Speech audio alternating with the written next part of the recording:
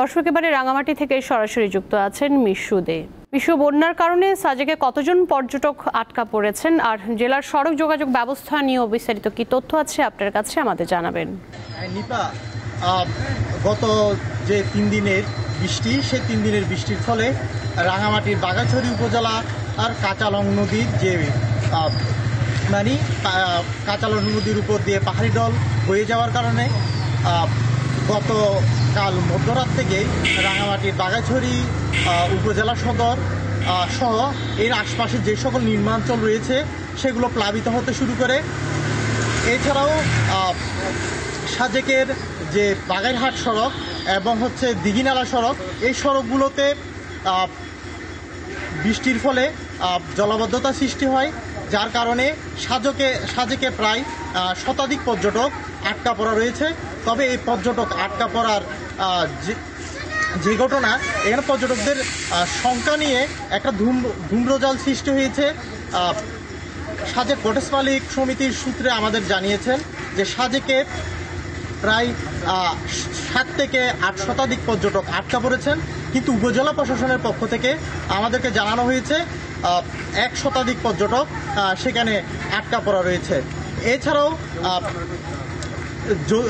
যদি বৃষ্টি ইতিমধ্যে আমরা খবর পেয়েছি যে সাজেকে বৃষ্টি কমেছে, যদি কয়েক ঘন্টা বৃষ্টি বন্ধ থাকে তাহলে সাজেকের পর্যটকদের সেনাবাহিনী উদ্ধার করে নিয়ে আসবেন, তাদের নিজ নিজ গন্তব্যে তারা সকালের মধ্যে চলে যেতে পারবেন।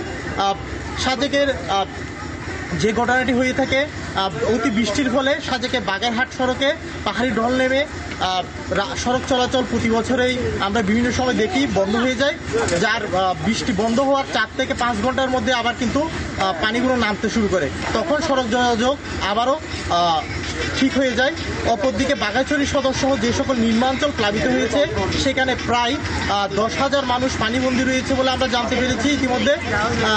এছাড়াও স্থানীয় সূত্রে আমরা জানতে পারি যে বাগাইছড়ির কাঁচালং নদীতে পাহাড়ি ঢল নামতে শুরু করেছে, যার ফলে দিন দিন জলাবদ্ধতা আরও বৃদ্ধি পাচ্ছে। বাগাইছড়ি উপজেলা নির্বাহী অফিসার শিরিন আক্তার আমাকে জানিয়েছেন বাগাইছড়িতে 55টি আশ্রয়কেন্দ্রে খোলা হয়েছে, তবে দুপুর পর্যন্ত সেই সকল আশ্রয়কেন্দ্রে কেউ আশ্রয় না নিলেও তিনি জানিয়েছেন যদি জলাবদ্ধতা বৃদ্ধি পায় তখন সেখানে প্রার্থীরা সেখানে আশ্রয় নেবেন।